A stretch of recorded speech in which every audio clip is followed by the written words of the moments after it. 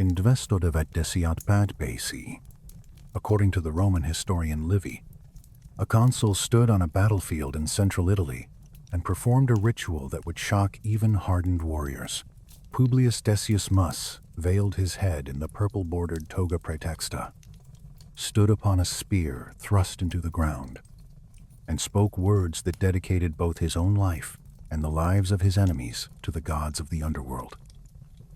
Then he mounted his horse and charged alone into thousands of Gallic warriors, seeking his own death. This wasn't suicide, it was the most calculated tactical decision in Roman military history. Think about the situation that made this necessary. Contemporary sources record that Rome faced a coalition of 4 peoples: Samnites, Etruscans, Umbrians, and Senoan Gauls.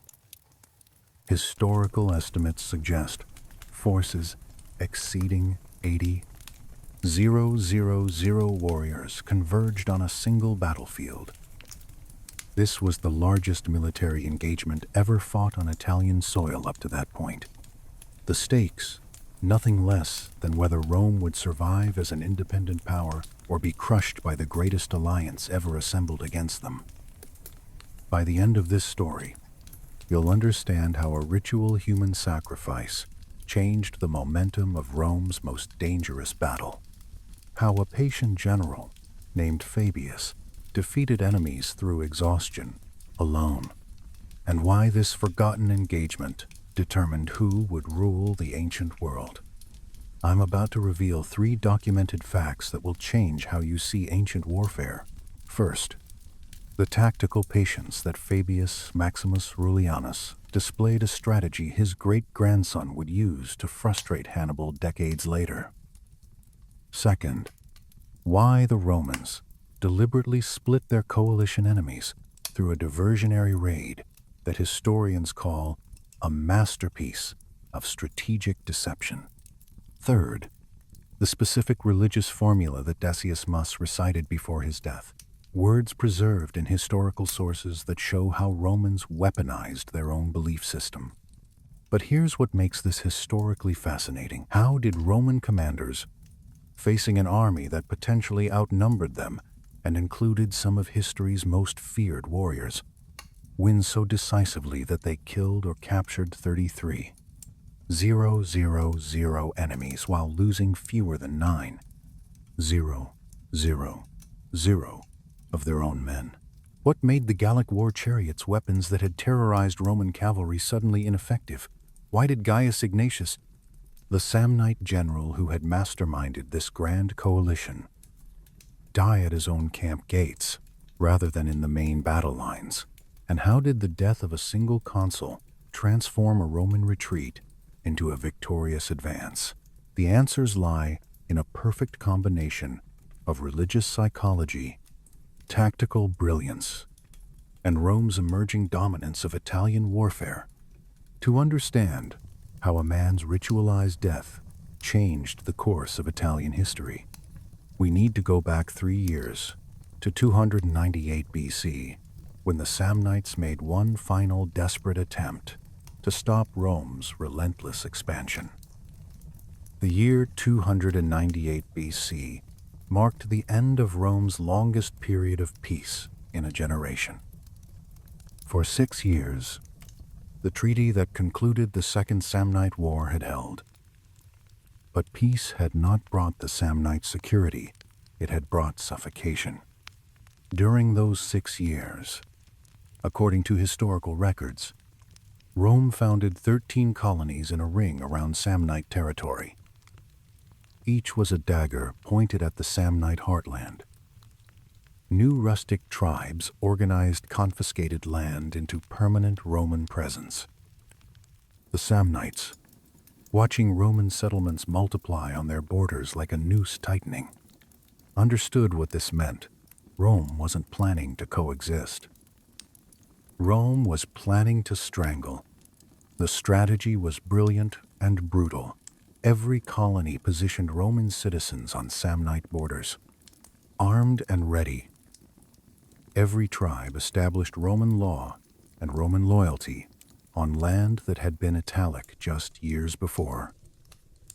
The Samnites could see their future isolated in their mountain homeland, surrounded by enemies, waiting for the final conquest that Roman expansion made inevitable. They had fought Rome before and knew the Republic's relentless arithmetic. Rome had more people, more land, more allies. In a war of attrition, Samnites would always lose. In early 298 BC, Lucanian envoys arrived in Rome with a request. The Samnites had invaded their territory, attempting to force them into alliance. The Roman Senate, recognizing opportunity, accepted the alliance immediately. Officials, Rome's sacred heralds, delivered an ultimatum to Samnium: withdraw from Lucania or face war. The Samnites refused. War was declared. But this time, the Samnites had a plan. The Samnites faced a strategic nightmare, surrounded by Roman allies. Their mountain homeland could support fierce defense, but not offensive victory. Previous wars had proven they could win individual battles. The humiliation at Caudine Forks in 321 BC stood as evidence of their capabilities. But they couldn't win wars of attrition against Rome's superior manpower and logistics. Rome simply had too many people, too much land, too many cities willing to provide troops and supplies. The Second Samnite War had lasted over 20 years and ended with Samnite defeat despite tactical victories. A third war fought the same way would end the same way. Gaius Ignatius, leader of the Pentrian clan and the most sophisticated strategist the Samnites ever produced, understood the mathematics of survival. The Samnites couldn't defeat Rome in their mountains. They needed to transform this into a war on multiple fronts, in territories where Rome's advantages would dissolve. That meant marching north to Etruria, where wealthy cities resented Roman encroachment. It meant recruiting the fierce Senoan Gauls who occupied the Adriatic coast. It meant building the largest anti-Roman coalition Italy had ever seen. What Ignatius achieved in the following months would terrify Rome more than anything since the Gallic sack of 390 BC. He was about to create a coalition that, on paper, should have destroyed the Republic. Gaius Ignatius understood something that previous Samnite leaders had not. Rome couldn't be defeated in the mountains of Samnium, but it could be overwhelmed in Etruria. The war's opening campaigns went disastrously for the Samnites. Roman consuls Quintus, Fabius, Maximus, Rullianus, and Publius Decius Mus, both veterans with decades of military experience, penetrated deep into Samnite territory. At Tifernum in Dausutanolzit Shishupta BC, Rullianus defeated a Samnite ambush with tactical precision. Roman armies spent 4 months ravaging Samnite lands, virtually unopposed. The message was clear: conventional warfare in Samnium was suicide. In devotio BC, Ignatius executed a maneuver that completely bypassed Roman blocking forces. He led his army north, through the Apennine passes into Etruria, a march of remarkable strategic audacity. Historical sources document this movement as forcing Rome to fight on 2 fronts simultaneously, a situation that created near panic in the Senate. Roman military planning assumed Samnite forces would defend their homeland. Finding Samnite armies operating freely in Etruria, rallying Rome's traditional enemies, was a nightmare scenario Roman commanders hadn't prepared for. The Etruscans joined first wealthy cities like Perusia. Clusium and Arretium had watched Roman power grow for decades, had seen their trading networks disrupted, their autonomy eroded. Ignatius offered them what they wanted most, a chance to reverse Roman dominance before it became irreversible. According to Livy's account, Ignatius personally attended Etruscan councils, explaining why Etruscans and Samnites should unite. He argued that Samnites alone couldn't defeat Rome, but the strong Samnites, combined with the wealthiest cities in Italy, could punish the belligerent Romans who mistreated their neighbors. The argument worked. Italian city-states voted for joint war. The Umbrians, caught between Roman expansion and Etruscan interests, aligned with the coalition. Most significantly, Ignatius secured the commitment of the Sentinum. Gaul's sources indicate substantial payments in gold, convinced the Gauls to join.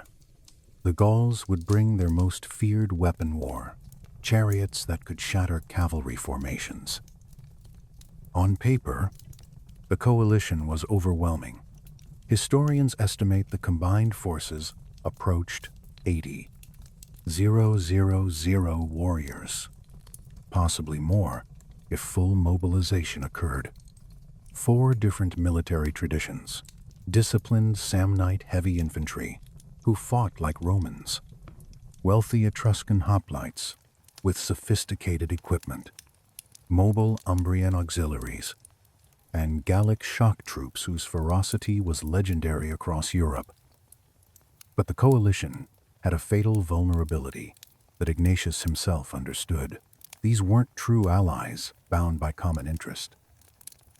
They were separate peoples with separate territories, united only by shared fear of Rome. If that unity could be broken, the entire structure would collapse. And break it, Rome would.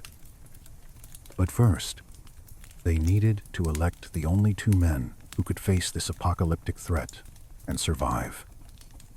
When the Roman Senate faced the coalition crisis of 295 BC, they turned to a man who had fought more battles than any living Roman, Quintus Fabius Maximus Rullianus. At roughly 50 years old, had spent 3 decades perfecting the art of war. Rullianus first entered history in 325 BC as Magister Equitum, Master of Horse, serving under dictator Lucius Papirius Cursor during the Second Samnite War. When Papirius returned to Rome for religious observances, he explicitly ordered Rullianus not to engage the enemy. Rullianus, seeing an opportunity, ignored the command and attacked the Samnites near Imbrinium. He won decisively. Papirius, upon his return, was furious. According to Livy's account, the dictator demanded execution for insubordination. Only intervention by the Senate, the Roman people, and Rullianus's father saved his life. The victory was too spectacular to ignore. The disobedience was too blatant to forgive. It established a pattern. Rullianus was brilliant, but willing to risk everything for glory. Rullianus served as consul 5 times, 322, Sambaishir, Sambailingba, Liambai Joshiti, Dvestodevait BC. He was dictator at least once. As censor in 304 BC, he shaped Rome's military and social structure. Modern historians estimate he fought more than 35 major engagements between 322 to 291 BC. Contemporary sources describe his campaigns with consistent themes: patience, careful positioning, waiting for the enemy to make mistakes. Rullianus didn't win through reckless aggression despite that early incident at Imbrinium. He won through patience. Study his documented battles, and a pattern emerges. He waited for enemies to exhaust themselves. At Sutrium, he made the Etruscans climb hills. At Sentinum, He would make the Samnites attack until their arms could no longer raise their weapons. He understood something fundamental about human endurance, that discipline and superior logistics could defeat numerical superiority if you were willing to endure the waiting. Rullianus was the first in the Fabius family to earn the cognomen Maximus the Greatest. It would become hereditary. His great-grandson, Quintus Fabius Maximus Verrucosus, would use the same patient tactics against Hannibal decades later, earning the nickname Cunctator the Delayer.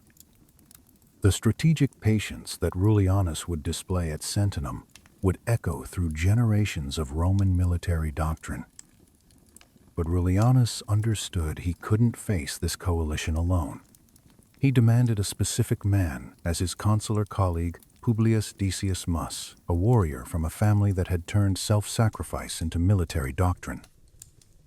The gens Decia, the Decius family, had a reputation that made even hardened Roman soldiers uncomfortable. They were the family that didn't retreat. They were the family that bought victory with their own blood. In 340 BC, at the Battle of Viserys during the Latin War, the elder Publius Decius Mus, father of our consul, commanded the left wing of the Roman army. According to Livy's detailed account, both he and his colleague Titus Manlius Torquatus shared the same dream the night before battle. A ghostly figure told them that one commander must devote himself and the enemy army to the gods of the underworld to secure victory. When the left wing began to falter under Latin pressure, Decius called for the Pontifex Maximus, Marcus Valerius. The priest prescribed the ritual formula. Decius stood on a spear, thrust into the ground, veiled his head with his toga, and recited words dedicating his life and all enemy lives to the daimane spirits of the dead and to Mother Earth. Then he charged alone into the enemy lines. Livy records that the Latins, struck with supernatural awe, refused to engage him at first, eventually bringing him down with a storm of javelins. Even in death, they left a wide space around his body. The Roman left wing, once collapsing, rallied and swept through the gap left by the terrified Latins. Publius Decius Mus the Younger, born into this legacy of sacrifice, served Rome with distinction for nearly 2 decades before Sentinum. He was elected consul 4 times, 312. Sembailingba, Leombai Joshutsi, Devestodievad Desiat Pedubesa. Unlike Rullianus, whose style was patient and calculated, Decius preferred aggressive action. In Tristusum BC, he campaigned successfully against the Etruscans, forcing multiple cities to sue for truces. In Devestodievad Desiat Sedim BC, he served as consul alongside Rullianus for the first time. The partnership worked. They shared 3 consulships together, their contrasting styles complementing each other. Fabius, the patient strategist; Decius, the aggressive shock commander. To modern minds, devotio seems like religious fanaticism. To Romans, it was a legitimate military tactic with documented procedures. The ritual required specific conditions, dire circumstances threatening defeat, a commanding officer of appropriate rank, a priest to prescribe the exact formula, and witnesses to verify proper execution. The formula itself, preserved in multiple sources, called upon Janus, Jupiter, Mars, Quirinus, Bellona, the Lares, the Demanes, and Mother Earth. The commander didn't just offer his own life, he legally transferred all the divine wrath meant for Roman forces onto the enemy. This wasn't suicide. It was a religious transaction with tactical consequences. The psychological impact worked on multiple levels for Roman soldiers. Seeing their commander willingly die transformed panic into religious fervor. They believed themselves now fighting under divine protection. For enemies, the sight of a high-ranking commander charging alone toward death while reciting incomprehensible prayers in a language associated with powerful rituals created supernatural dread. The Latins at Viserys refused to close with Decius the Elder. The Gauls at Sentinum would react similarly. Whether the gods actually intervened is irrelevant. Roman soldiers and their enemies believed they did. And belief shapes battlefield behavior as much as tactics. In devotio BC, as reports of Gaius Ignatius's coalition reached Rome, the Senate made a decision they hadn't made in decades. They would elect both Rullianus and Decius Mus as consuls simultaneously, giving Rome's two most experienced commanders joint command. One patient, one aggressive, one focused on attrition, one on shock. Against a coalition of 4 peoples, they would need both. The spring of 295 BC brought Rome's darkest fear to reality. Intelligence reports confirmed it. Gaius Ignatius had successfully united all 4 peoples. The coalition army was massing in Umbria. If the Etruscans, Umbrians, Samnites, and Gauls remained united, they would outnumber the Roman forces significantly. The Romans assembled the largest military force they'd ever fielded. The consuls Fabius Rullianus and Decius Mus commanded 4 legions, plus substantial allied contingents, approximately 38. Ling thou sicher. 0 men. Each legion brought its standard complement of cavalry, supplemented by a special force of 1. 0 elite Campanian cavalry, some of the finest horsemen in Italy. But numbers alone wouldn't suffice. Another consul, Lucius Volumnius, Flamma Violens, took 2 legions to Samnium itself in a diversionary campaign. His mission forced the Samnites to worry about their homeland, potentially drawing troops away from the Northern Coalition.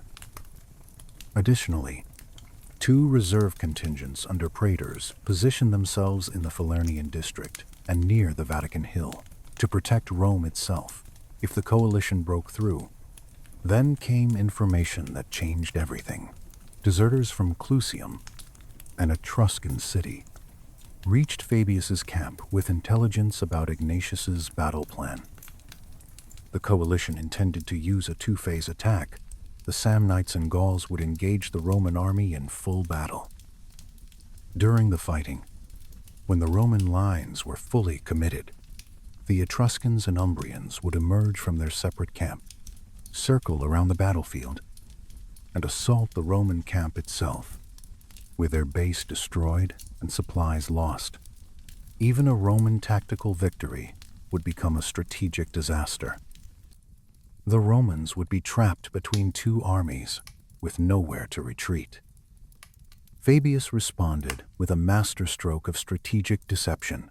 He ordered the reserve units stationed near Rome, those protecting the city itself, to march immediately to the Etruscan heartland, around Clusium and Perusia. Their orders were simple and brutal: ravage everything, burn crops, destroy farms, threaten the cities themselves. The Etruscans and Umbrians, receiving reports of attacks on their homeland, faced an impossible choice. They could continue with Ignatius's plan, potentially winning the battle but losing their homes. Or they could withdraw to defend their territories. They chose their homes. The coalition that had taken years to build fractured in days. The Etruscans and Umbrians departed, reducing the enemy force from potentially 80,000 warriors to roughly 40 Ling Ling Ling Da Wusher, Ling Ling Ling. Still formidable, but no longer overwhelming. Ignatius, realizing his grand strategy had collapsed, withdrew his remaining forces, the Samnites and Senon Gauls, to the plain near Sentinum in Umbrian territory, near modern Sassoferrato.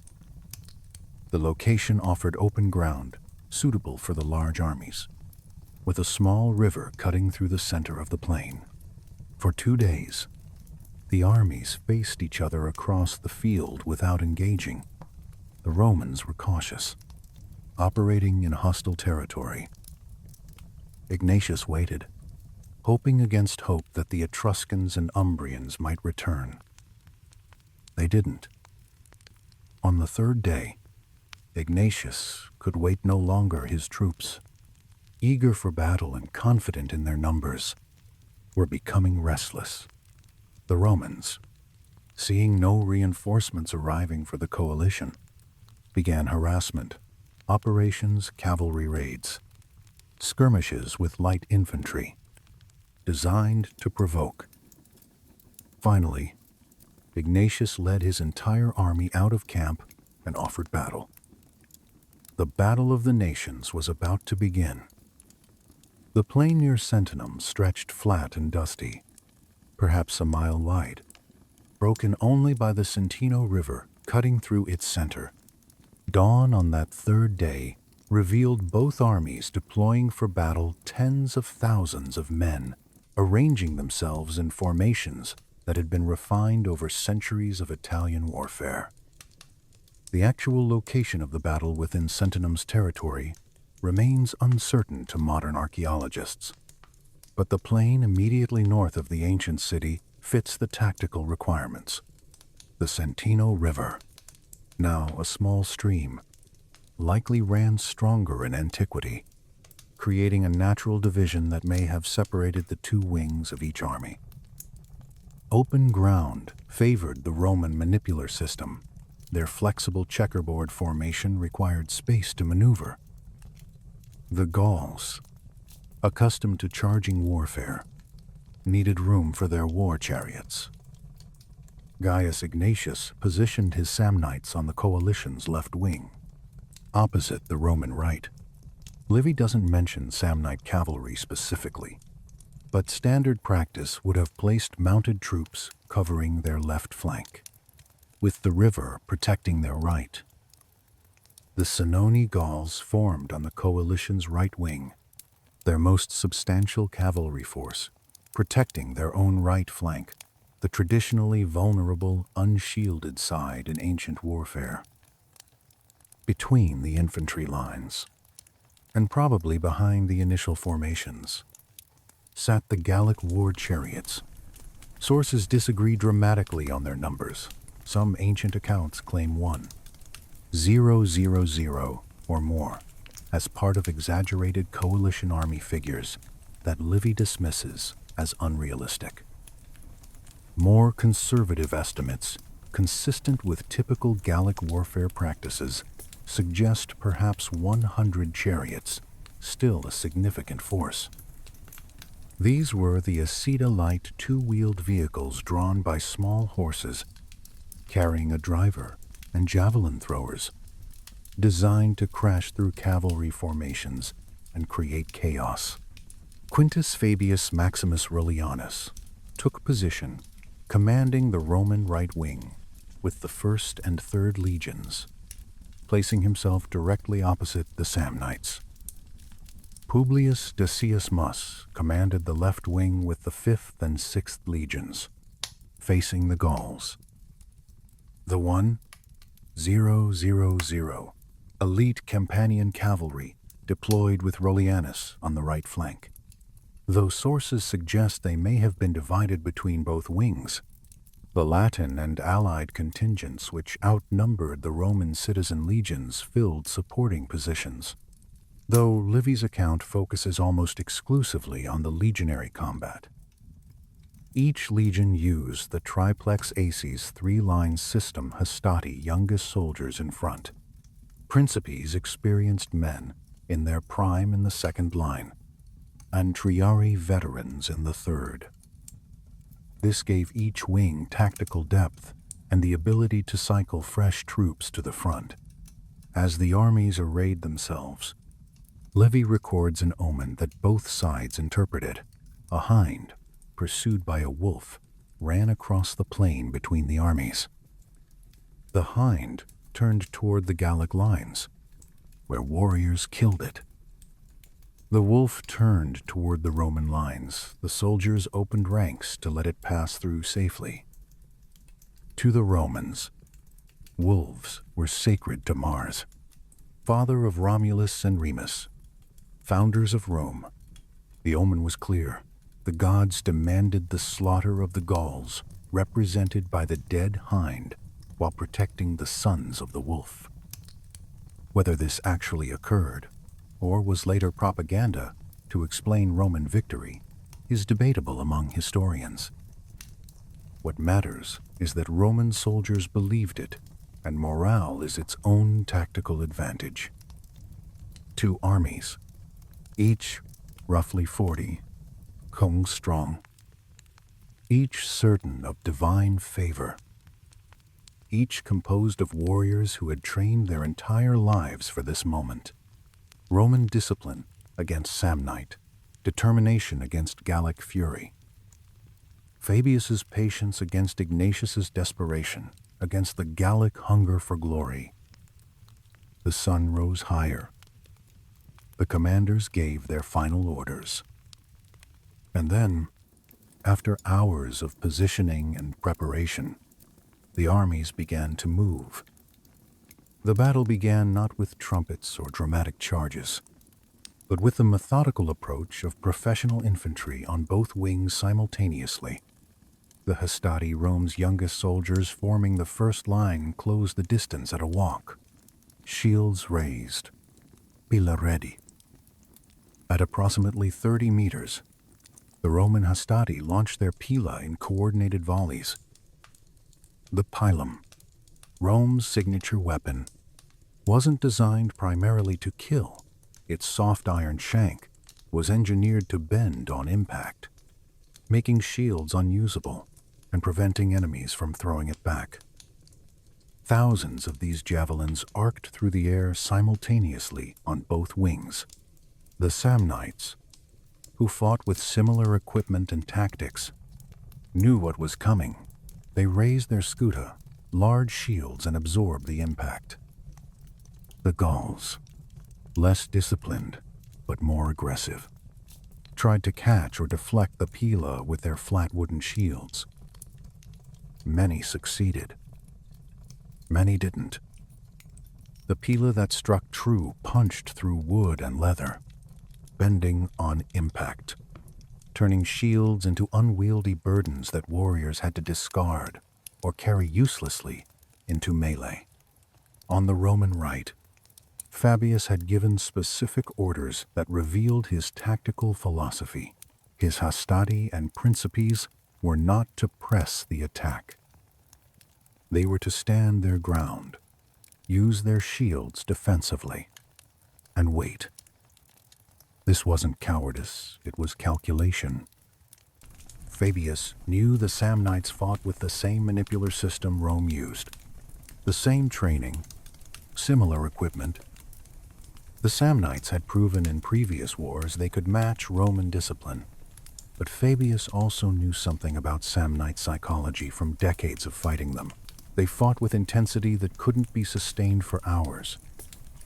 Their initial assaults were ferocious, but if you could absorb that fury, if you could make them expend their strength against defensive lines, eventually exhaustion would make them vulnerable. So the Roman right wing became a wall of bronze and wood shields locked, gladii short swords stabbing through gaps, but never advancing, never pursuing, never breaking formation. On the Roman left, Publius Decius Mus adopted the opposite approach, where Fabius sought patient attrition.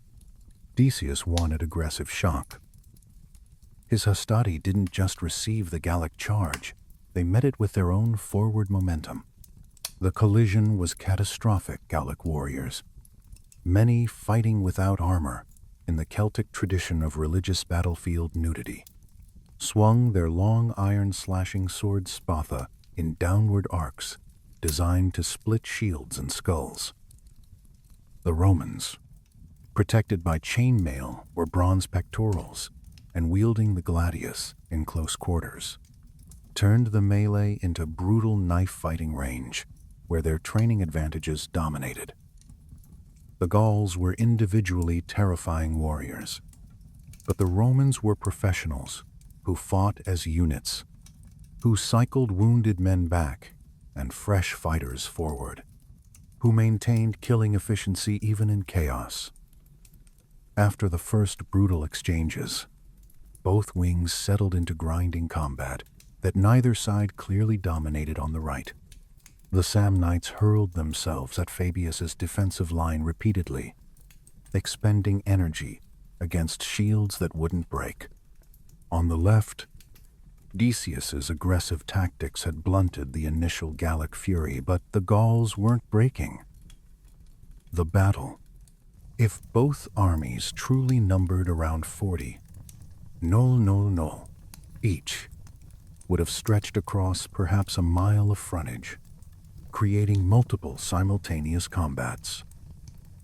The hastati who had started the fight began cycling back through the gaps in the manipular formation, allowing fresh principes to move forward. The Roman system was working as designed, but so far, no advantage had emerged for either side. Stalemates in ancient warfare rarely lasted long. Commanders sought advantages. Soldiers grew desperate or opportunistic. And on the Roman left wing, Publius Decius Mus was about to make a decision that would turn his sector from grinding infantry combat into absolute chaos. Publius Decius Mus, watching his infantry grind against the Gauls without decisive result, saw an opportunity that matched his aggressive instincts. The Gallic cavalry, positioned on their right flank, offered a target. If he could break them, he could roll up the Gallic line from the flank. Decius ordered his cavalry, Roman equites, and possibly some of the elite Campanian horsemen to charge the Gallic mounted troops. The first charge succeeded. Roman cavalry, trained for coordinated shock tactics, broke through the Gallic horsemen and drove them back. The second charge, pressed with even more aggression, pushed the Gauls further from the infantry battle. Decius likely envisioned exploiting this success, turning the Gallic flank and creating the collapse that would win the battle. He ordered a third charge. The third cavalry charge brought the Romans into contact with weapons they had never faced, the Gallic war chariots. Livy uses two Latin terms, essida and covini, suggesting different types of vehicles, though both served similar purposes. These weren't the heavy scythed chariots of Persian armies. Celtic chariots were light, two-wheeled platforms, drawn by small, fast horses. Each carried a driver and one or two warriors armed with javelins. Their tactical purpose wasn't to crash into enemy formations like later tank warfare. They served as mobile firing platforms, creating chaos through speed and noise, breaking up enemy formations so infantry could exploit the gaps. The Roman horses, according to Livy, had never encountered such weapons. The noise was overwhelming, wooden wheels on hard ground, the shouting of chariot crews, the clash of equipment. The motion was alien vehicles darting at high speed between cavalry formations, warriors hurling javelins while moving. Roman cavalry horses, trained to tolerate the chaos of infantry combat, panicked at this unfamiliar threat. The charge didn't just stop, it reversed. Horses turned and fled, their riders unable to control them. The routed cavalry crashed back through their own infantry lines. What followed was every Roman commander's nightmare. The fleeing cavalry smashed through the carefully maintained manipular formation of the 5th and 6th legions. Gaps opened in the lines. Cohesion shattered. The very system that made Roman infantry superior, the ability to maintain formation while cycling fresh troops forward, depended on ordered gaps between maniples. Panicked cavalry crashing through those gaps turned tactical flexibility into chaos. And the Gauls, seeing Roman disorder, launched a massive infantry assault. The Roman left wing wasn't just struggling anymore, it was on the verge of collapse. If it broke completely, the Gallic infantry would sweep around behind the Roman right, trapping Fabius's legions between two enemy armies. On the Roman left, disaster was seconds away. Decius Mus, seeing his legions breaking under the Gallic assault, his cavalry scattered, his careful tactics turned against him by weapons he'd never faced, realized that conventional command wouldn't save his wing. He needed something that went beyond tactics. He needed the gods themselves, and he knew exactly how to get their attention. Publius Decius Mus shouted orders to his retreating men, attempting to rally units that had dissolved into individual survival. According to Livy's account, he tried physically stopping soldiers who were fleeing, calling back scattered formations. Nothing worked. The panic was beyond conventional command. The 5th and 6th legions, moments before disciplined killing machines, had become a mob of frightened men running from supernatural-seeming chariots and relentless Gallic infantry. Decius invoked his father's name, Publius Decius Mus, hero of Vesarus, and asked himself aloud why he delayed the destined fate of his family. The devotio ritual required specific conditions, all of which were now present Roman forces facing imminent defeat. A consul with imperium, command authority granted by the people present on the field, a pontifex priest to prescribe the exact religious formula. Decius had kept Marcus Livius by his side throughout the battle for exactly this purpose. Decius ordered Livius to recite the prescribed form by which he would devote himself and the enemy legions to Tellus Mother Earth and the Daimane spirits of the dead.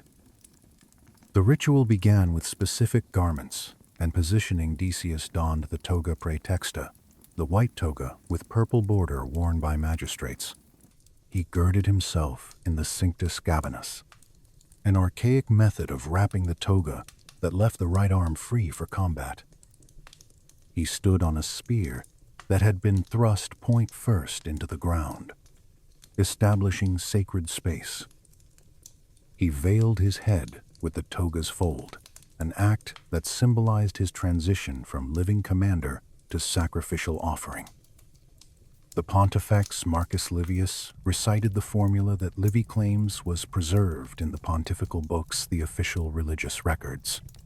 The formula invoked Janus, god of beginnings and transitions, Jupiter, king of the gods, Mars, god of war, Quirinus, the deified Romulus, Bellona, goddess of war, the Lares, household gods protecting Roman families, the Manes, spirits of the dead, and Tellus, Mother Earth, who would receive the sacrifice. The traditional formula used by his father at Viserys dedicated the devoter and the enemy forces to the underworld gods in exchange for Roman victory.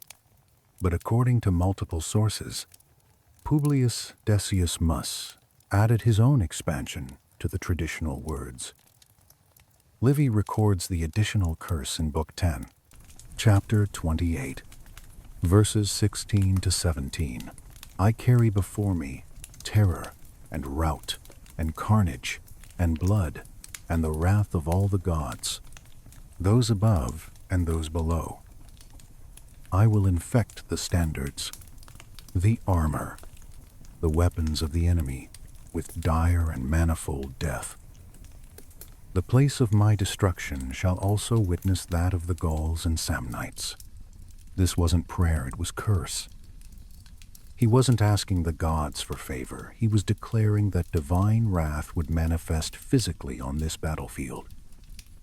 That fear itself would become a weapon. That the location of his death would become the location of enemy annihilation. The ritual complete, Decius transferred command to his subordinate officers. Then he mounted his horse and spurred it toward the densest concentration of Gallic warriors he could see. He went alone. No bodyguard. No supporting troops. No tactical formation.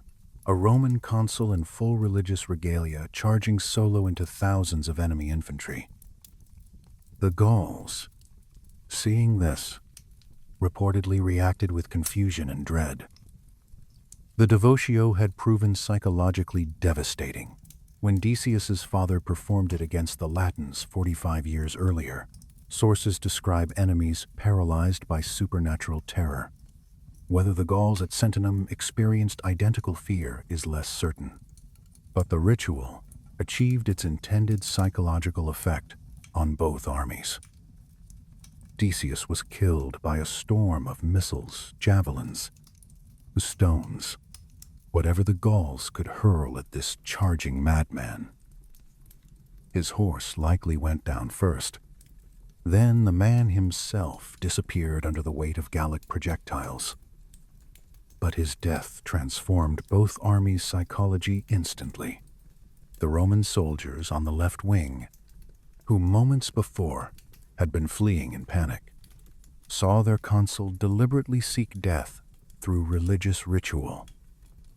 They understood what this meant. The curse had transferred to the enemy. Divine protection now covered Roman forces. They were no longer fighting alone, they fought with the gods' direct intervention. The panic that had gripped them transformed into religious fury. The Gauls, whether they understood Roman religious beliefs or simply recognized the unnatural courage of a commander charging to certain death, saw momentum shift. The Roman infantry that had been breaking now turned and counterattacked. Fresh troops cycled forward through the manipular system's gaps. The Gallic advance, which moments before had seemed unstoppable, ground to a halt against soldiers who now believed themselves invincible. But the battle's outcome still hung uncertain. The Roman left had stabilized, but not broken through. On the right wing, Fabius Maximus Rullianus watched the Samnites exhaust themselves against his defensive lines. And he recognized the moment he'd been waiting for since dawn. For hours, Quintus Fabius Maximus Rullianus had done something that contradicted every instinct of Roman martial culture. He had refused to attack. Roman military tradition glorified aggression, the charge, the assault, the relentless forward pressure. But Rullianus understood a truth that modern military analysis of ancient warfare confirms: sustained close combat in armor, in heat, while continuously swinging weapons, creates severe physical exhaustion within 15 to 30 minutes of intense fighting.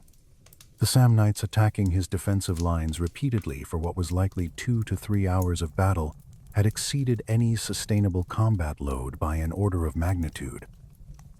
The Samnites fought with equipment nearly identical to Roman gear-heavy shields, chain mail or bronze protection, short swords, javelins, They used tactics the Romans had partly learned from them during previous wars. But tactics and equipment only mattered if soldiers had the strength to use them. Rullianus watched enemy formations become ragged. He saw Samnite attacks lose intensity. The warriors who had hurled themselves at Roman shields with ferocious energy in the battle's first hour now advanced more slowly, struck with less force, needed longer pauses between assaults. Exhaustion was doing what Roman aggression couldn't have achieved. It was breaking Samnite combat effectiveness without breaking Roman formations. Then news reached Rullianus that changed everything Publius Decius Mus had performed devotio. The Roman left, which had been collapsing, was now rallying and counterattacking. The Gauls were stalled. Rullianus recognized this as the tactical moment that battle-hardened commanders spend entire careers waiting, for his enemies were exhausted. His allies were advancing. His own troops remained relatively fresh, having fought defensively while the enemy expended their strength. If he struck now with coordinated fury, the Samnite line wouldn't just retreat, it would shatter. Rullianus ordered a complex multi-axis assault. The elite Campanian cavalry, 500 horsemen according to Livy's specific count, received orders to sweep around the Samnite left flank. Simultaneously, the Principes and Triarii, Rome's second and third infantry lines, who had been held in reserve, were ordered forward to reinforce the Hastati, who had been holding the defensive position. The Samnites, who had been attacking all morning, and now faced fresh Roman troops advancing while cavalry threatened their flank, broke almost immediately. Exhaustion had stolen their ability to respond to coordinated pressure. The Samnite retreat became a rout. Warriors threw down their shields to run faster. Units dissolved into individuals fleeing toward their camp. Livy records that Gaius Ignatius died during this collapse, though not in the main battle lines. The Samnites fled past the Gallic formations, heading for their fortified camp. As they reached it, the camp gates couldn't accommodate the thousands of men trying to force their way through simultaneously. According to Livy Book 10, Chapter 29, those who were consequently excluded from the overcrowded gates attempted resistance just at the foot of the rampart. It was here that Gaius Ignatius fell, the architect of the Four-People Coalition, the Samnite leader who had accomplished what no Italian commander had achieved before uniting Etruscans, Umbrians, Gauls, and Samnites against Rome died in a desperate last stand at his own fortifications. His death removed any possibility of Samnite reorganization. Without their commander, with their line broken and their camp threatened, the Samnites ceased to exist as a fighting force. But the battle wasn't over. The Senoan Gauls, seeing their Samnite allies flee and Roman forces now turning toward them, made a decision that would earn respect from Roman military historians for centuries they refused to run.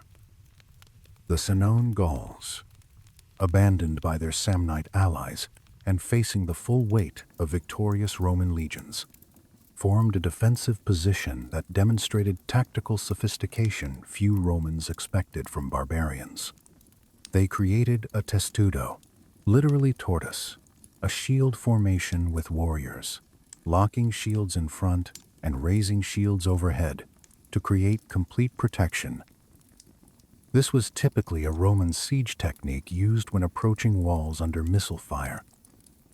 The Gauls, having fought Romans for decades and learned their methods, adapted it for defensive warfare. Picture approximately 10. Lean da shuwu. 000 warriors, possibly fewer after casualties from earlier fighting, forming a compact mass with shields, creating an impenetrable shell. Javelins and stones bounced off the overhead protection. Roman gladi, designed for thrusting in close quarters, couldn't penetrate the locked shields from the front.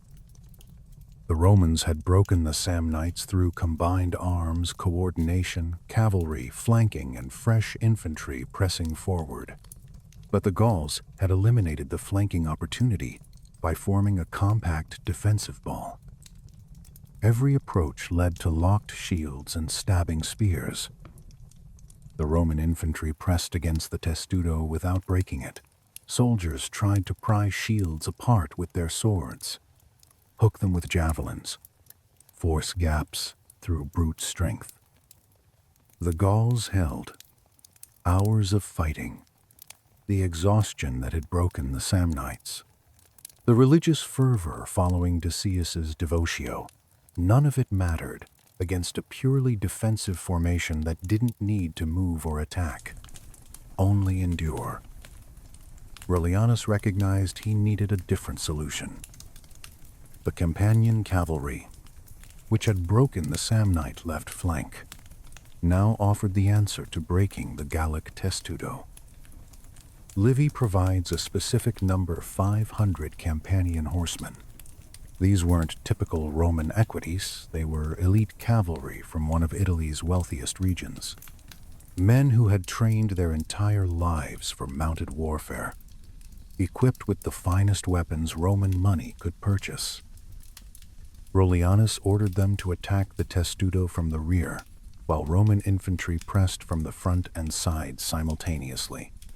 The testudo, designed to protect against frontal assault and overhead missiles, couldn't rotate quickly enough to face threats from multiple directions simultaneously. The Campanian cavalry, approaching from behind the Gallic formation, began attacking warriors on the rear edges of the testudo. Men turned to face the mounted threat, opening gaps in the overhead shield protection. Roman infantry, seeing these gaps, pushed harder from the front. Soldiers on the second and third lines of Roman formation stabbed downward with their pila into the testudo's top, now partially exposed. The formation that had seemed impenetrable began fragmenting into smaller units, each trying to maintain protection while facing attacks from multiple directions. Once the testudo shattered into individual groups, the battle became methodical. Slaughter Gallic warriors, individually fierce but now isolated, faced Roman infantry that fought as coordinated units.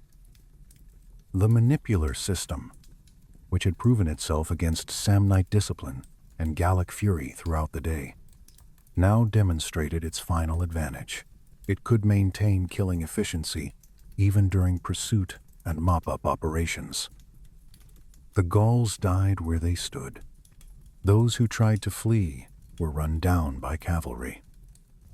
Those who surrendered, and Livy records 0 prisoners were bound and herded to the rear.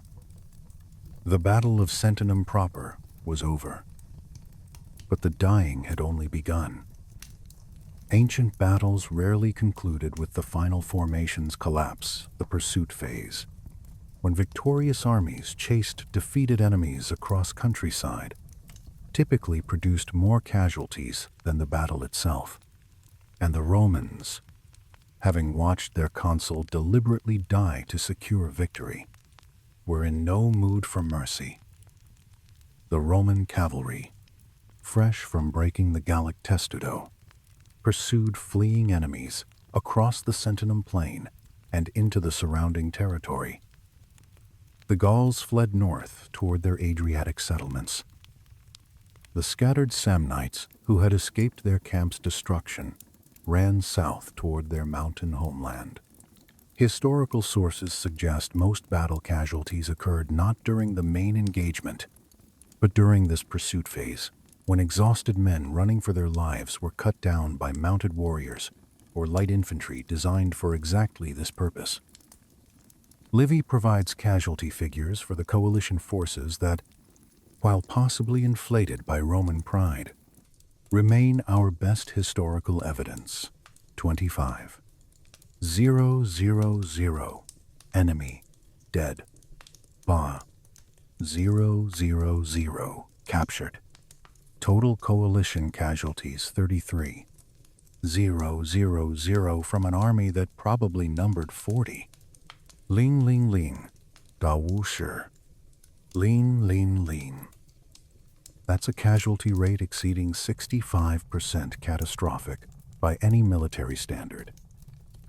Other ancient sources provide different numbers. Orosius claims 40. Null killed, while Diodorus Siculus reports 100. 000.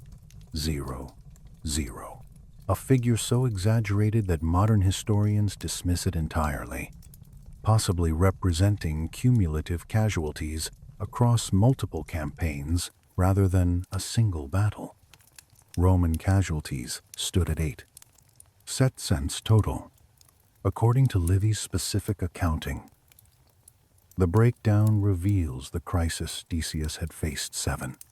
000 Romans killed on the left wing under his command. Only 1.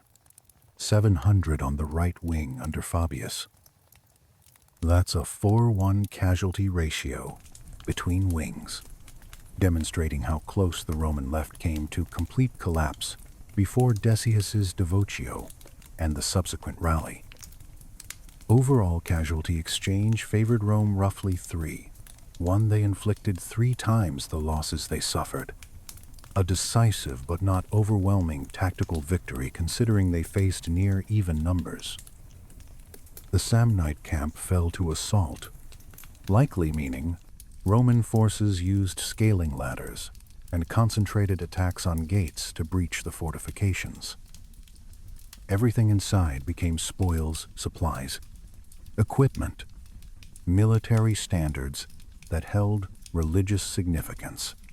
The loss of standards was considered deeply shameful.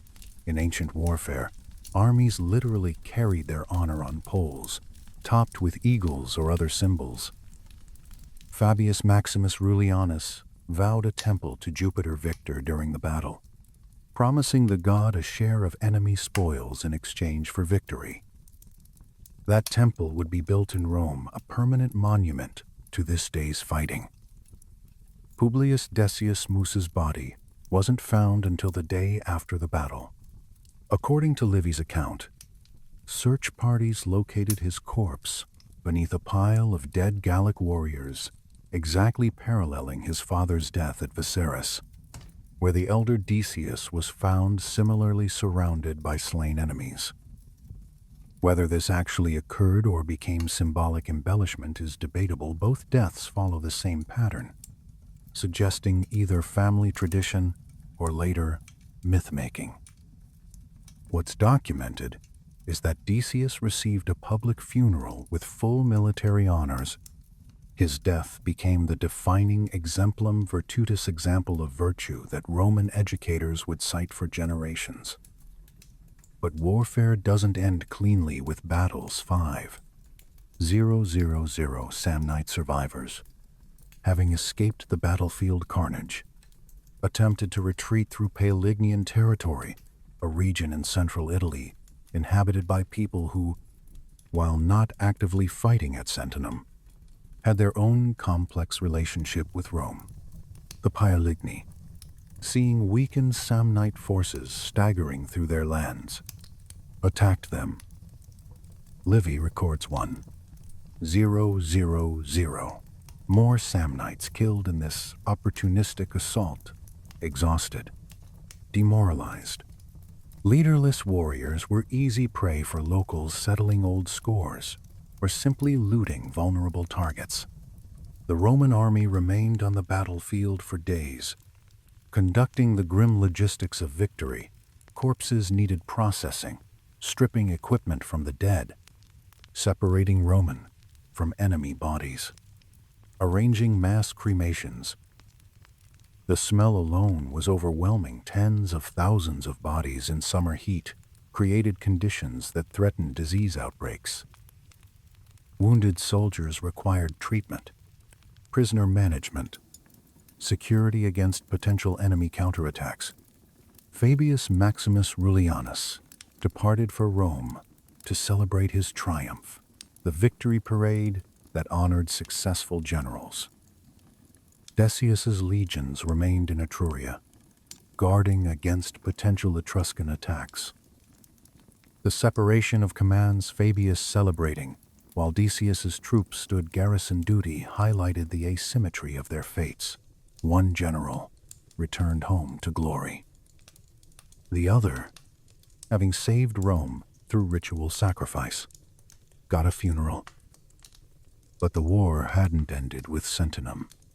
The Etruscans, whose withdrawal had fractured Ignatius's coalition, still needed pacification, and Rome's appetite for conquest, awakened by complete victory, wouldn't be satisfied with a single decisive battle. The weeks following Sentinum revealed a truth about ancient warfare: that dry casualty figures obscure battle's end, but dying continues.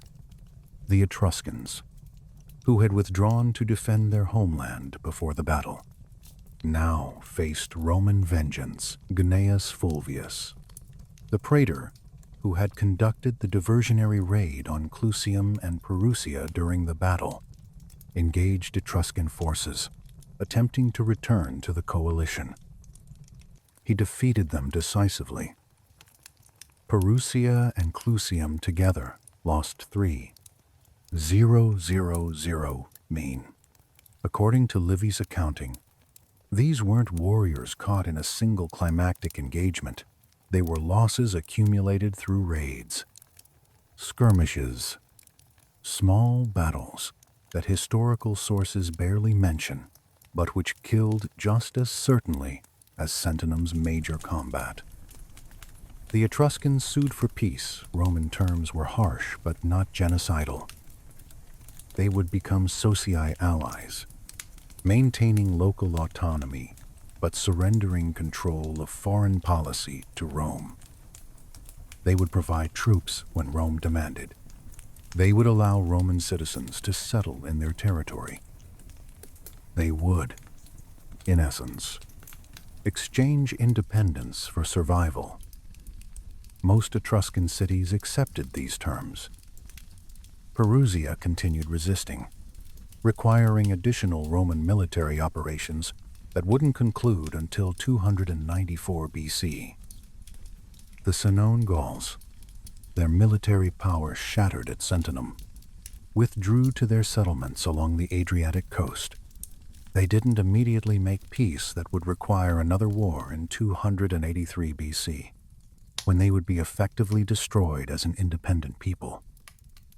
But their capacity for major military operations ended at Sentinum. The psychological impact of the battle the devotios witnessed effect and the methodical destruction of their testudo formation created a lasting impression that historians suggest diminished Gallic willingness to engage Roman armies. In open battle, the Samnites, having lost their greatest general and suffered catastrophic casualties, retreated to their mountain strongholds. But they didn't surrender. Samnite raids continued into Roman and Allied territory. In devotio BC, they launched attacks on areas around the Liris and Vulturnus rivers, traditional invasion routes into Campania. Roman forces pursued them, culminating in another battle near Caetia, where consuls Aulus, Claudius, and Lucius Volumnius defeated them again. The Third Samnite War wouldn't officially end until 290 BC, 5 years after Sentinum. In devotio BC, Rome founded the colony of Venusia in Apulia, strategically positioned to control approaches to Samnite territory. This wasn't just military occupation, it was demographic warfare.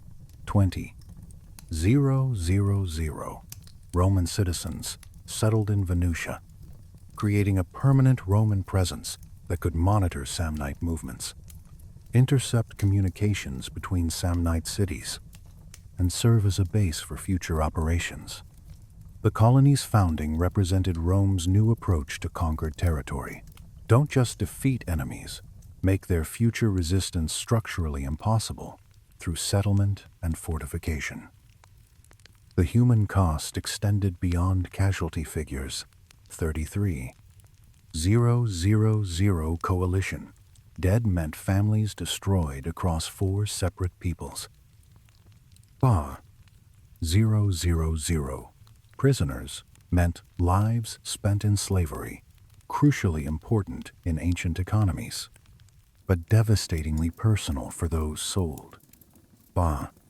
700 Roman dead meant widows, orphans, and communities forced to absorb losses that contemporary demographic models suggest approach 10% of Rome's military-age male population, when including allies. And these figures only counted Sentinum itself, not the years of warfare before and after. The individual stories vanished into historical silence.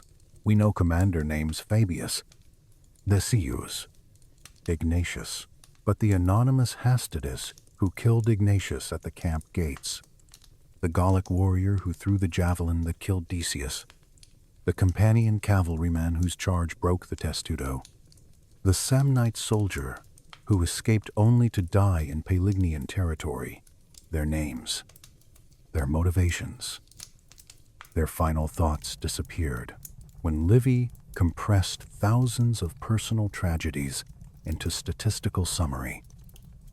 But those unnamed warriors determined outcomes that shaped the next 5 centuries of Western civilization. The Battle of Sentinum resolved more than a military crisis. It answered a question that had dominated Italian politics for a century. Could any coalition defeat Rome? The answer was now documented in blood. Even the maximum possible alliance, 4 peoples, potentially 80,000 warriors, unified command. Strategic coordination had failed catastrophically. The strategic consequences cascaded through Italian politics faster than armies could march. The Etruscans and Umbrians, whose withdrawal before the battle had fractured Ignatius's coalition, now completed their submission. They formally accepted Roman allied status, becoming socii in the system that would define Italian political organization for the next 2 centuries. Local city governments continued functioning. Perugia kept its magistrates, Clusium its consuls, Arretium its aristocracy. But foreign policy became Rome's monopoly. These cities couldn't make independent alliances, couldn't wage wars without Roman approval, couldn't refuse Roman demands for military contributions. In exchange, they received Roman protection and access to Roman markets. For aristocrats in these cities, the deal often proved profitable. Roman campaigns meant command opportunities, booty, slaves. Resisting Rome became less attractive than profiting from association with Roman power.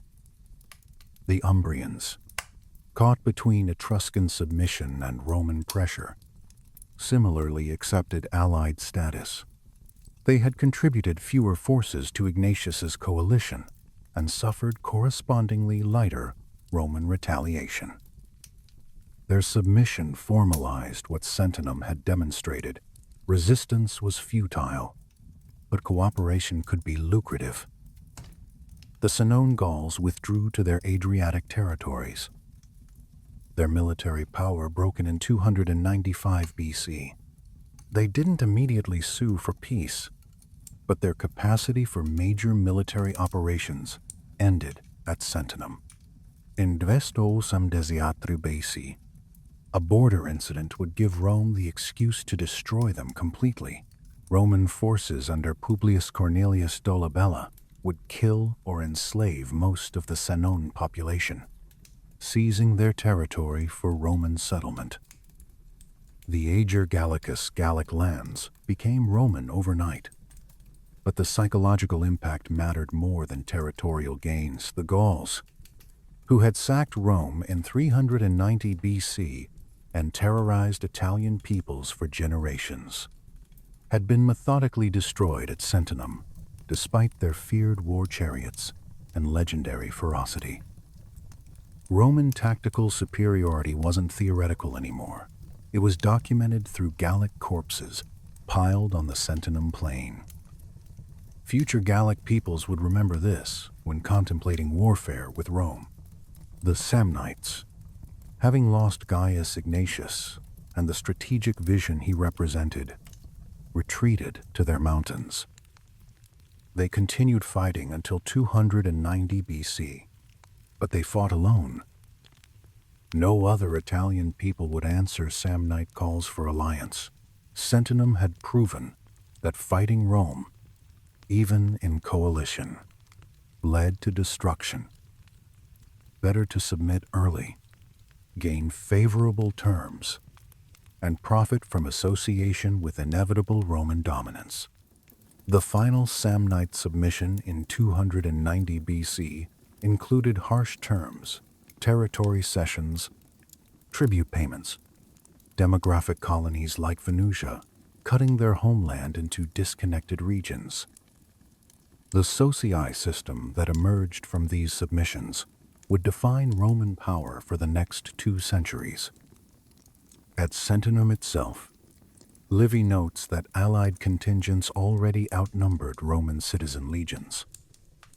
This wasn't unusual, it was standard. By the time of the Second Punic War in 218 BC, Roman military power would consist of 3 allied soldiers for every 2 Roman citizens. The system worked because it gave local elites reasons to cooperate, command positions in allied contingents, booty shares, land grants, even eventual pathways to Roman citizenship for their descendants. Resistance offered death.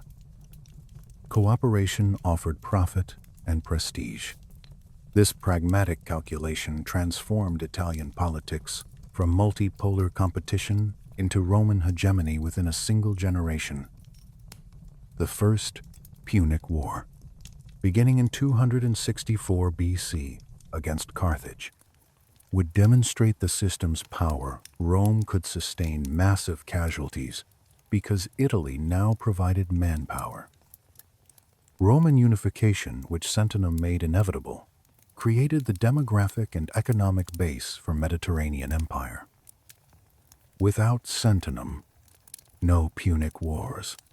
Without the Punic Wars, no Roman conquest of Greece, Spain, North Africa. The chain of causation stretched across centuries, but Sentinum was the link that couldn't be broken.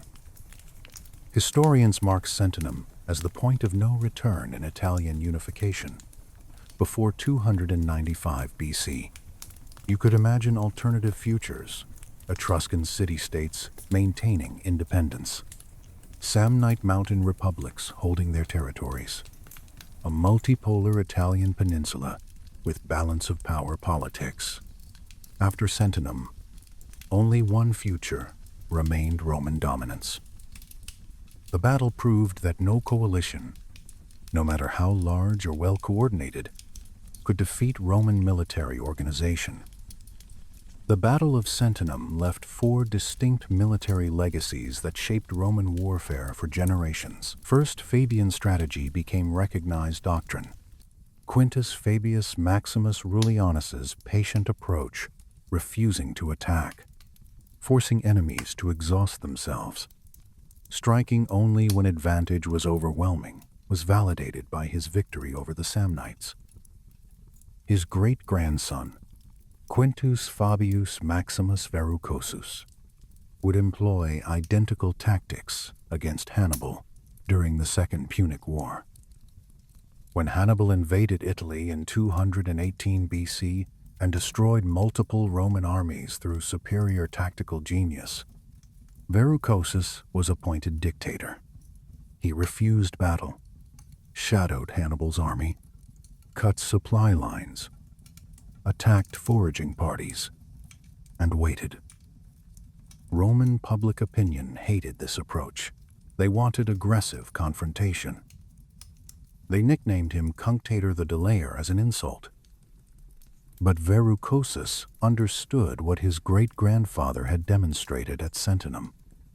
Patience defeats aggression if you have superior logistics and discipline. After catastrophic defeats at Trebia, Lake Trasimene, and Cannae, Romans finally recognized Fabian tactics as legitimate doctrine. The strategy Rullianus proved at Sentinum became military wisdom cited for centuries. Modern military theory still references Fabian strategy as a recognized approach to warfare against superior tactical opponents. Second, devotio became a documented tactical weapon with proven psychological effects. 3 generations of the Decius family performed the ritual across 61 years. The grandfather at Viserys in 340 BC, the father at Sentinum in 295 BC, the grandson allegedly attempting it against Pyrrhus of Epirus at Asculum in Dal, 279 BC. The consistency across 3 generations suggests this wasn't desperate improvisation, but calculated family tradition. Source: indicate Pyrrhus, hearing reports of the planned devotio, ordered his troops to avoid killing the grandson, specifically attempting to neutralize the ritual's psychological power by preventing its completion. The devotio worked because both sides believed it worked Roman soldiers. Seeing their commander deliberately die in prescribed ritual fashion, believed divine protection now covered them, transforming panic into religious fury. Enemies witnessing the same act confronted supernatural implications in their own belief systems. Either their gods were weaker than Roman gods, or Roman willingness to sacrifice commanders indicated fanaticism that couldn't be defeated through normal combat. Third, the manipular system proved superior to every alternative Italian military tradition. At Sentinum, Romans fought Samnites using similar heavy infantry tactics, Gauls employing shock cavalry and war chariots, Etruscans bringing sophisticated equipment and wealth. All failed against Roman tactical flexibility. The triplex aces allowed continuous combat by cycling fresh troops forward. The manipular checkerboard formation adapted to terrain and enemy tactics. The combination of disrupting pilum volleys and close-quarters gladius combat maximized Roman advantages in training and discipline. After Sentinum, no Italian military force developed competitive alternatives. They either adopted Roman methods or accepted Roman dominance. Fourth coalition warfare lessons became strategic doctrine. The Clusium diversion that fractured Ignatius's coalition, ordering raids on Etruscan heartland to force withdrawal from battle, became a template. When facing coalitions, target the weakest member's homeland. Force them to choose between alliance obligations and immediate survival. The tactic worked because coalition members never fully trusted each other. Etruscans cooperated with Samnites against Rome, but they wouldn't sacrifice their cities for Samnite victory. Roman strategic planning incorporated this understanding. Coalitions were inherently vulnerable to divide and conquer tactics because members' interests never perfectly aligned. Consider the counterfactual. If Rome lost at Sentinum, what follows the Roman alliance system, predicated on appearance of invincibility, probably fractures Latin colonies might maintain loyalty, but Campanian cities, Apulian communities, recently submitted territories, all would reconsider their association with defeated power.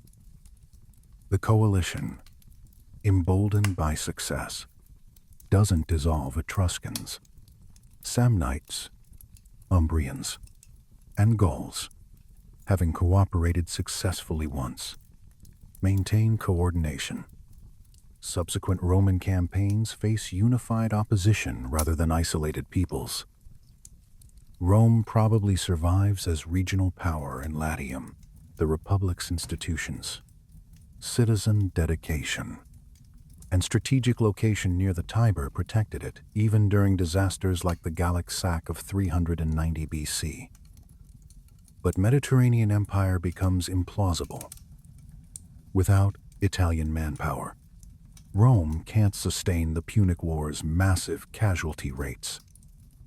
Carthage dominates the western Mediterranean unchallenged. Greek kingdoms in the east maintain independence.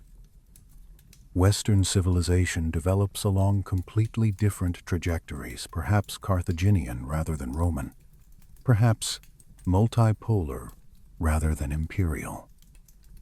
But Rome won. The victory was documented by sources on both sides. Livy preserves Roman accounts, while references in Greek and later sources confirm the battle's reality and significance. Saint-Germain, 000 coalition casualties against 700 Roman losses, a casualty exchange ratio of roughly 3. Baiae, the Samnites, broken as military power. The Gauls devastated. The Etruscans and Umbrians submitting. Within 5 years, organized Italian resistance collapsed. Within a generation, Roman dominance became unchallengeable. The chain of causation stretches across centuries with remarkable clarity. Sentinum enabled Italian unification. Italian unification provided manpower for the First Punic War, beginning 264 BC. Victory over Carthage gave Rome control of Sicily, Sardinia, Corsica. The Second Punic War tested, but ultimately confirmed Roman Mediterranean dominance. Macedonian wars brought Greece under Roman influence. Spanish wars extended Roman power to the Atlantic. By Sto BC, Rome controlled the entire Mediterranean basin, fundamentally shaping Western legal systems, languages, architecture, governance, and culture for the next 2,000 years. None of that happens without Sentinum. It was the battle that proved Roman military superiority wasn't regional accident, but systematic advantage. It was the engagement that demonstrated coalition warfare couldn't overcome Roman tactical flexibility and strategic patience. It was the moment when Italian peoples recognized resistance was futile, but cooperation was profitable. It was the hinge on which history turned from multipolar Italian competition to Roman imperial dominance. In 295 BC, on a dusty plain near Sentinum, approximately 0 men faced each other in the largest military engagement ancient Italy had ever seen. Before dawn, 4 peoples: Samnites, Etruscans, Umbrians, Senoni Gauls stood united in the greatest anti-Roman coalition ever assembled. By sunset, Archewu, 000, lay dead. Another 8,000 were prisoners. The coalition was shattered, and the course of Western civilization was set. Think about what happened on that single day. Gaius Ignatius, who had achieved the impossible by uniting 4 peoples against Rome, died at his own camp gates during the rout. Fabius Maximus Rullianus demonstrated that patience could defeat aggression, waiting 2 to 3 hours for Samnite exhaustion before unleashing his counterattack, establishing a doctrine his great-grandson would use against Hannibal. Publius Decius Mus performed ritual human sacrifice, charging alone into thousands of Gallic warriors after reciting the formula, "I carry before me terror and rout and carnage and blood and the wrath of all the gods." His deliberate death transformed a collapsing Roman left wing into victorious advance through pure psychological warfare. The Campanian cavalry broke the Samnite line. The Gauls formed their famous testudo, only to have it shattered by coordinated assault from multiple directions. Roman strategic deception. The diversionary raid on Clusium split the coalition before battle even began, reducing 80,000 potential warriors to 40. 0 actual combatants. The mathematics were brutal. 33,000 coalition casualties versus 700 Roman, nearly 4:1 casualty ratio. 000 Romans died on the left wing where Decius sacrificed himself. Only 700 on the right wing, where Fabius's patience minimized losses. If this story changed how you think about the power of belief in warfare, about how patience can be more deadly than aggression, about how one battle determined who would rule the ancient world, hit that subscribe button. Drop a comment. What shocked you most? The devotio ritual, Fabius waiting hours for exhaustion to work, the strategic deception splitting the coalition, the Gallic testudo, Ignatius dying at his own gates. Share this with someone who needs to. Understand that some battles don't just decide wars, they decide civilizations. Because that's the eternal lesson of Sentinum, 295 BC. This wasn't just another Roman victory in the endless Italian wars. This was the moment resistance became impossible. 4 peoples, maximum coalition, unified command.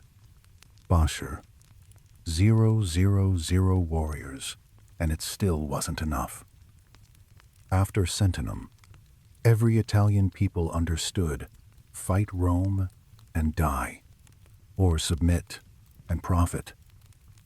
Within 5 years, Italian resistance collapsed. Within a generation, Rome controlled the entire peninsula. Within 2 centuries, Rome ruled the Mediterranean, the Punic Wars, the conquest of Greece, the Spanish campaigns, the African provinces. All of it depended on the Italian manpower that Sentinum's victory secured.